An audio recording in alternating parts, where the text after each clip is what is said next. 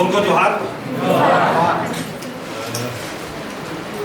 Background तो बहुत बताया, बहुत कुछ बोलना चाह रहा था लेकिन बस समझ नहीं यार। फिर भी आज हमारे आदरणीय महादेव कपूर जी जो साहित्य अकादमी नई दिल्ली के सदस्य के रूप में मनोनीत किए गए हैं, उसके लिए उन्हें बहुत बहुत बधाई और साथ साथ श्रीमती कपूर जी को भी बहुत बहुत बधाई, क्योंकि यह भी एक क्षेत्र है जिसके माध्यम से उनको आदिवासियों का क्षेत्र को बचाने का काम चल रहा है। जैसे आज बुराबदी में ट्रेनिंग चल रही है, ये भी एक क्षेत्र, हर क्षेत्र जो है बहुत महत्वपूर्ण है। तो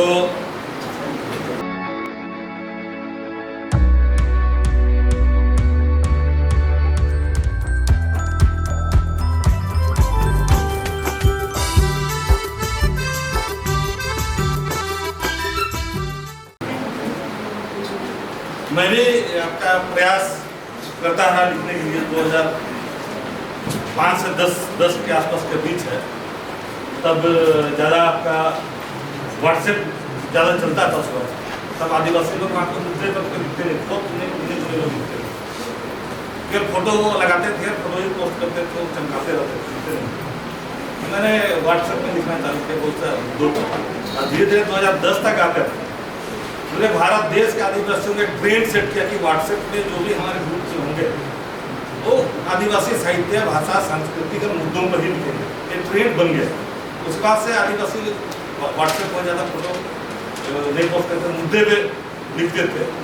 और आज भी शायद आपका उन मुद्दों को बहुत से साहित्य में या बहुत से किताबों में जो उल्लेख भी करते हैं। 2010 के बाद से सोशल मीडिया के रूप में फेसबुक आया, तो मैंने फेसबुक में भी लिखना चालू किया। तो फेसबुक का भी ट्रेंड वैसी था, उसको भी मैंने आपका करीब 2016, 17, 18 तक जो है उसको चेंज करने का प्रयास किया कि एक ट्रेंड बदले कि पूरे देश के आदिवासी लिखे। लिखते नहीं था, बहुत कम लिखते। तो मैं रोज कम से कम 2 लेख लिखता था। एक सुबह एक लेख पोस्ट होता था, एक रात में लेख पोस्ट होता, डेली एक लेख, 2 लेख पोस्ट होता था। अब पूरा भारत देश उसमें जो है डिबेट करता था, पूरे सारा दिन करता होता था, रोज लिखता था। तो इसको देखकर मेरा बेटा रोज गुजरात करता था, वो 16-17 साल का था, 14 साल का था। उसका किताब क्यों नहीं लिखते? यही बात आपका मैं जब काम कर रहा था, आपका डॉक्टर निर्मल मिन जो सर निर्मल मिन है, जिसका काफ़ी योगदान रहा है साहित्य के क्षेत्र में, वो जब भी मिलते मुझे बोलते हैं आप लिखते क्यों नहीं? क्योंकि आप जब बोलते हैं वो हर आपकी बोली एक किताब बन सकती है। मेरा बेटा भी बोलता था कि 4 से 6 घंटा जो आप लोगों को जो फोन में बोलते रहते हैं, उसी चीज़ को आप लिखेंगे तो किताब बन सकता है, जो लोगों को काम आ सकता है। बट लिखने का वो जो है सोशल मीडिया में जरूर लिखते थे, आसान था आपका टाइप करना, पेन से लिखना मुश्किल था। तो हमारा बेटा ने क्या किया, वो कैमरा वीडियो कैमरा लगा के डाल दिया कि ये जो बोलेगा डेली तो रिकॉर्ड करेगा, हम लिखेंगे। हमारे बातें बहुत सारे टेक्निकल चीज़ें होते थे तो लिख नहीं पाता था। कभी 2023 10 फरवरी की बात है, जब मेरा प्रोग्राम में चल रहा था, तो सुबह सुबह कहा कि मैंने किताब दिखाया, प्रिंट होके आ गया है। मैं सरप्राइज की उसको बताया नहीं कि क्या किताब लिखा, पब्लिशर कौन है, उसने क्या किताब लिखा। खुद आपका 9th फेल किया, फिर NOI से 10th लिखा, फिर बहुत मुश्किल से हमने 12th किया। किताब क्या लिखा, ठीक है, तो प्रिंट होकर आ गया, पब्लिशर कौन है, प्रिंट होकर आ गया। तो बोला आपका प्रोग्राम में विमोचन होना है 10 तारीख को। किताब का नाम था trade secrets of new employment, trade secret of new employment, तो अंग्रेजी में लिखा। 199 का दाम था। पैसा कहाँ से पाया? किससे 1 लाख रुपया लोन दिया होगा, और लोन लेके किताब छाप के शायद आपका एक पंकज के यहाँ से जाके किस तरह वो प्रिंट कराया उसको। तो मैंने उसको पढ़ने का प्रयास किया। तो शुरू में उतना समझ नहीं आया, जब बजट पेश कर रहा था भारत सरकार, जब मैं बजट सुना तो मैं देखा सारे चीज़, तो बजट जो बोले जा रहे हैं बड़े बड़े बातें, बड़े बड़े इंडस्ट्रीज बोल रहे हैं, वो किताब में है, ठीक है। तो जो भी किताब उसका पढ़ रहा बोलता है कि उसका एज कितना होगा, एक क्वालिफिकेशन देख रहे थे, मुझे का हुआ कि ये 12 पढ़ा हुआ है, ठीक है, 12 अभी ग्रेजुएशन के फर्स्ट सेमेस्टर में है, और जो बातें लिखी हैं तो उसको देख के सरप्राइज किया। तो मेरे को भी प्रेरित किया कि इसने एक बेंचमार्क तैयार किया। मेरे लिए एक बेंचमार्क तैयार किया, मुझे इस तरह के लिखते हैं जो मुझे लगातार बोलता रहा 10 सालों से, क्या किताब लिखते किताब। आज मैंने शुरू में जो महादेव जी का जो स्पीच सुना कि ये अकेले की बात नहीं है, क्योंकि हर किलोमीटर में चलते हैं तो आदिवासियों की भाषा, संस्कृति की परंपरा सब चीज बदल जाती है। जब लिखने लगेंगे तो हर 1 किलोमीटर जाने के बाद एक किताब नया बन सकता है, उसे लिखने की आवश्यकता है। अगर वो आज नहीं लिखेंगे तो समाप्त हो जाएगा। और अकेले महादेव या लुगुन या और जो लोग हैं, इतने लोगों संभव नहीं है। हम सब लोगों को, युवाओं को विशेष करके बैठे हैं, हॉस्टल में कर रहे हैं, उनको लिखने की आवश्यकता है। और मैं आज बहुत प्रेरित हुआ हूँ। जैसे लुगुन जी ने बोला, उन्होंने बोला कि तीर है ना, तीर को कलम में लाइए, बहुत प्रभावित किया। क्योंकि हमारे इमेज एक आंदोलनकारी का है। लोग आदिवासी सोचते हैं आंदोलनकारी होंगे, वो आपके जो पारंपरिक ड्रेस होंगे, धोती होंगे, तीर लगाए होंगे, कुल्हाड़ी पकड़े होंगे। जब भी आदिवासी बोलते हैं उसके दिमाग नहीं चलता। आदिवासी मतलब बिरसा मुंडा की तरह, आदिवासी मतलब जयपाल सिंह मुंडा की तरह, ऐसा इमेज आता नहीं है। तो हमें कलम पकड़ने की आवश्यकता है। हमें उस इमेज को साथ साथ में हमें जयपाल सिंह का इमेज वाला भी चीज खड़ा करना होगा, तभी हम अपने साहित्य को, संस्कृति को भाषा को बता सकते हैं। क्योंकि साहित्य के बारे में मुझे बहुत ज़्यादा आपका जानकारी नहीं है, भाषा भी नहीं दे पाऊंगा। लेकिन मेरी जहाँ तक समझ है, लगता है कि लोक भाषा जो है, लोक सांस्कृतिक है, लोक संगीत है, लोक परंपरा है, जितने चीज़ें हैं साहित्य के अंदर ही आते हैं। और साहित्य जिंदा रखने से साहित्य सारी चीज़ें जिंदा रह सकती हैं।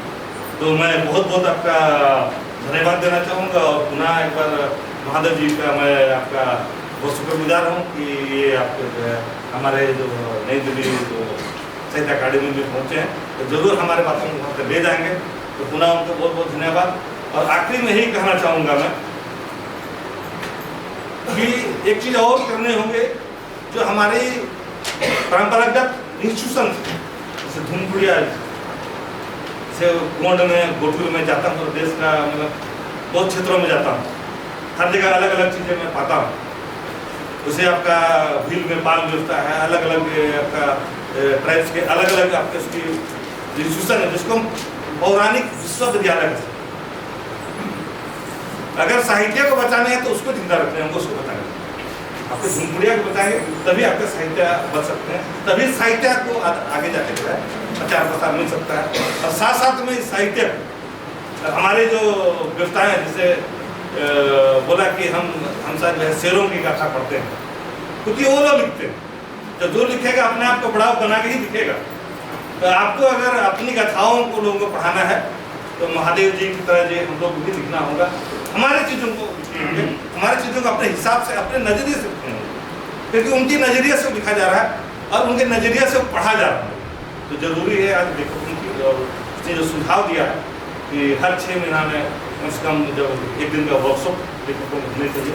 मैं चाहूँगा 1 महीना, अब बहुत सारे लेखक पैदा हो रहे हैं, मैं चाहूँगा कि हर महीना एक जो है वर्कशॉप जो होने चाहिए, ताकि जो है हम लोगों को प्रेरित कर सके, आने वाली पीढ़ी को प्रेरित कर सके और वो किताब लिखें।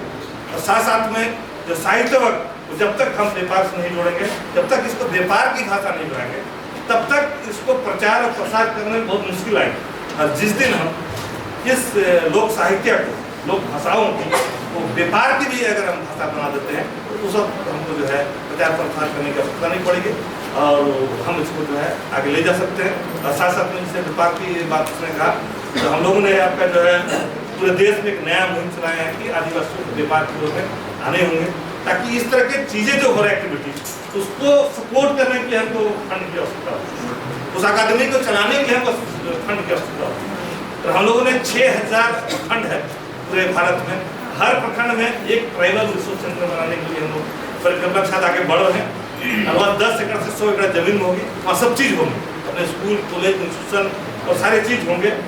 और उसके माध्यम से हमने एक राष्ट्रीय कोष का निर्माण करने का निर्णय लिया है कि हम 1 रुपया ले रहे हैं हर आपका आदिवासी से जो बेरोजगार है, हर वो नौकरी वाले से जो है हम 1% दे रहे हैं, जिसको पूरा में बिजली बोलते हैं, जो गाँव तक सीमित, उसके माध्यम से राष्ट्रीय कोष का निर्माण किया जा रहा है, ताकि इस तरह के सारी चीज़ें जो कर रहे हैं लोग, या किताब लिख रहे हैं, छापने की आवश्यकता है, तो फंडिंग कहाँ से होगा?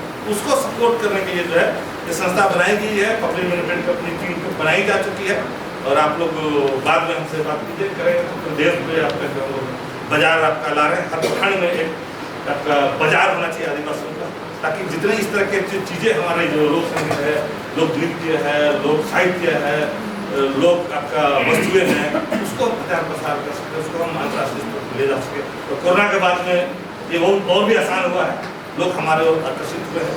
आदिवासी दर्शन को वो लोग समझना चाहते हैं, आदिवासी दर्शन को वो महसूस करना चाहते हैं। एक मौका है कोरोना के माध्यम से कि हम ये समय अच्छा है, हम उसको आगे प्रमोट करने के लिए जो आज सारे संगठन मिलकर आए हैं और सभी लोग मुझे लगता है आज की बैठक के बाद में हम सामूहिक प्रयास के माध्यम से हम जो महादेव जी ने जो मुहिम छेड़ी है और लुगुन जी ने छेड़ी है और भी बहुत सारे लेखक हैं जिसमें छेड़े हैं, तो उसको हम लोग आगे ले जाने का काम करेंगे सब मिलकर। इन्हीं शब्दों के साथ बहुत बहुत धन्यवाद, जोहार और पुनः आपके